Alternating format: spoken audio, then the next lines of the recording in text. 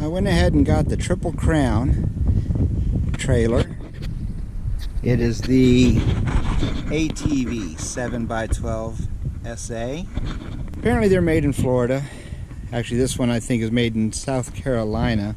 And I've been looking for a good utility trailer, and this was the answer. I paid about $2,100 for it, which was better than most of the other places, especially for a USA built trailer. It's good quality. I'm happy with it. It's got the ramps that come out.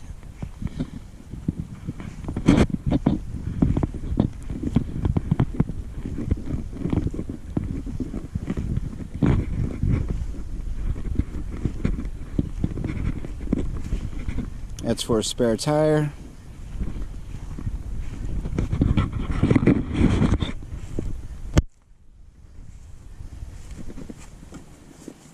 Some of them nice finer points.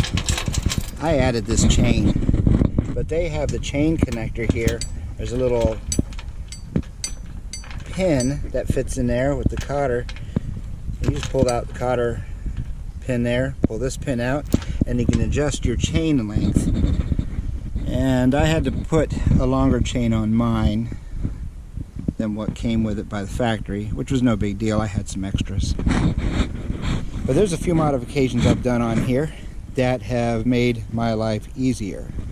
The first modification was this basket on the tongue area here. And I got one of those hitch baskets on Marketplace for a good price. I was able to chop it off, put some angles on it so it looked more nice. I also sized it for the average tub box.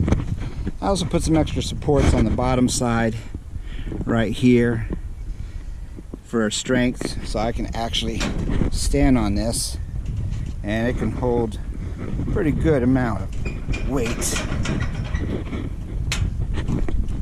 But I like this much better as far as just putting a box straight on it, because now I have some flexibility. I don't have to have a box, I have a step, I can move things around. Anyway, but welded that on many different places under here. The next thing was the hitch mount that I put in, and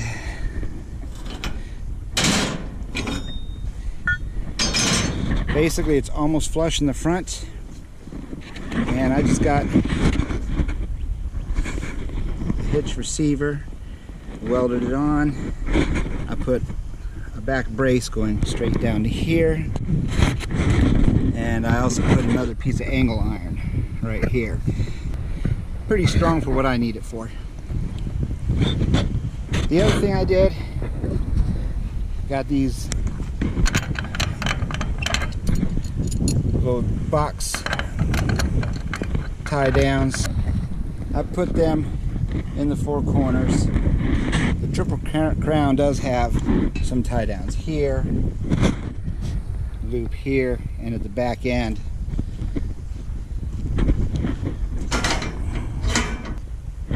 The Boxlink, it's pretty much the same system I have in the truck right here.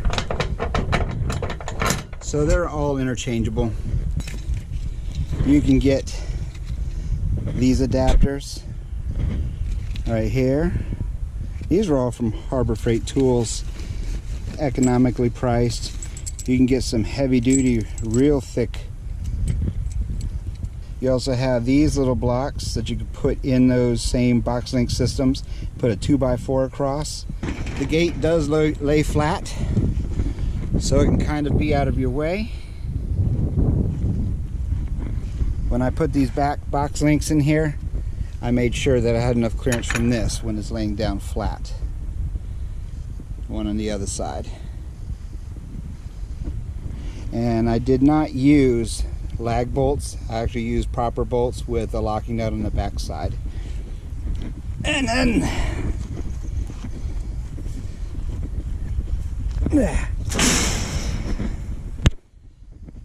that's with the ramp.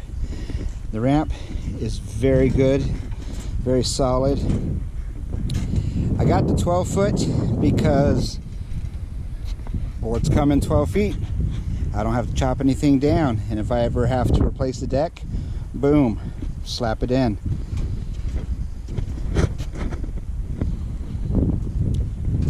I didn't need 14 feet, and 8 feet was a little restricting, so 12 was perfect for me. They didn't have it in stock, but I was able to order it, and it came in, and shipping time was good. I have a hitch attachment for the winch.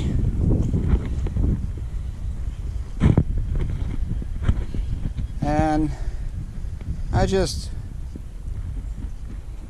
bought some jumper cables, and this has enough length to get to the front of the truck and hook directly to the battery if I need to use this, at least until I get a dedicated outlet on the back of the truck here. This does just fine, plus I can use it for other vehicles, etc. But another thing about this hitch setup, I can reverse it. I can put things on this other side. I don't know why, but I could. It's a full through type thing. I also drilled extra hole here. That way it could be oriented correctly with the holes.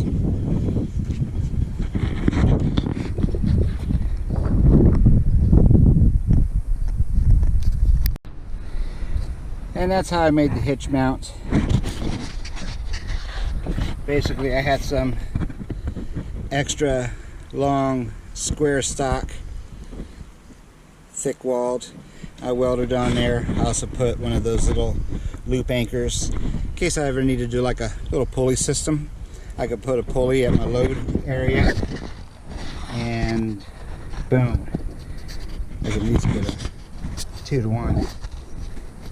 Theft deterrents on these side rails. I went ahead and put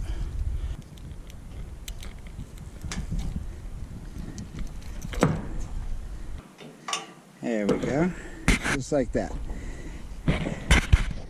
If you notice, there's about a good bit of play and slide in here. These come out, they attach on the side,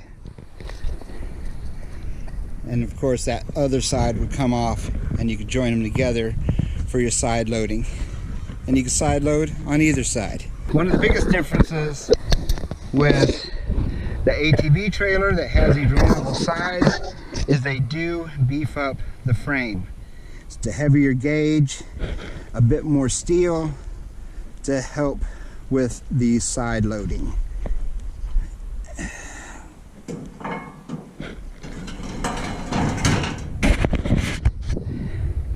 So what I did was I just drilled a hole right through here and right through here, and I just kind of beat this up.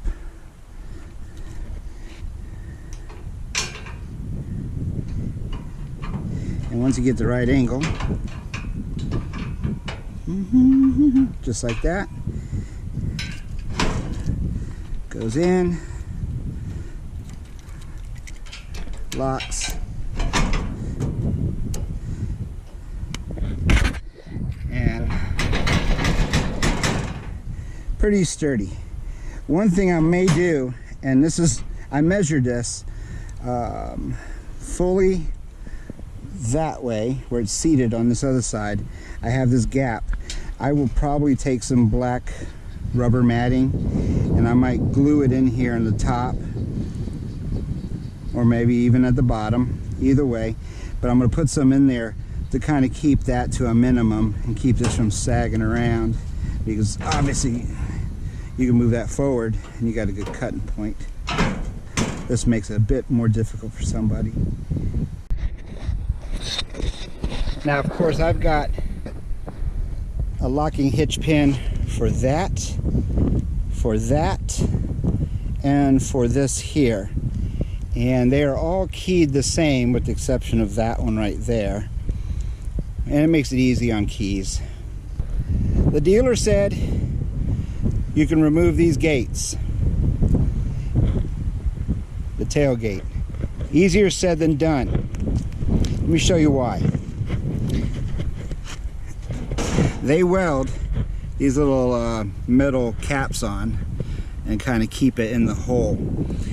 And when they enamel it, the thickness is about the same diameter as the hole. So, first time I ever tried to take this off, it wore me out. To the point to where I had to take my angle grinder, and I actually angle grinded the entire outside of this until I can get it through the hole appropriately. And then it was modification time. So what I ended up doing is not only did I angle grind those little end caps down to an appropriate diameter, I also took my little stone grinder attachment and made the holes a touch bigger. Now I don't have to fight with it as much. But there is a trick to making this all work. Put it there somewhere.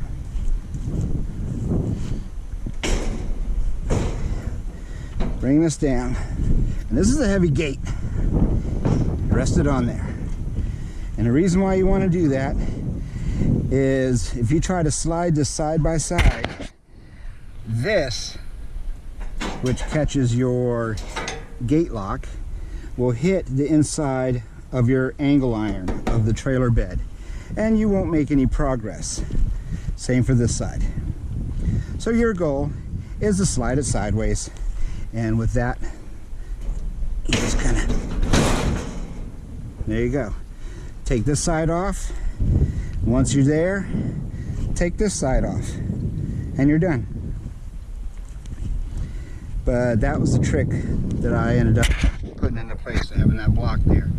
It takes a little bit of the weight off the gate.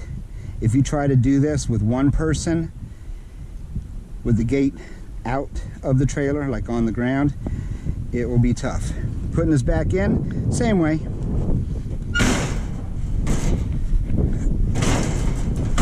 There we go. It is completely apart. So putting this back in, using my block as a balance point. Woo!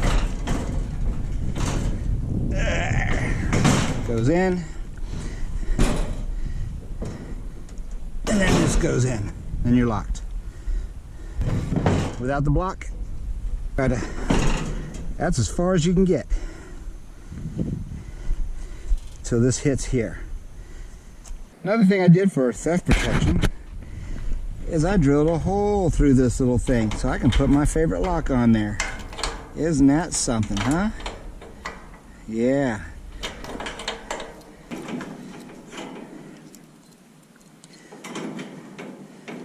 So that's all I did right there. I could put a lock in there, lock it up, and not have to worry about someone sliding this out easily.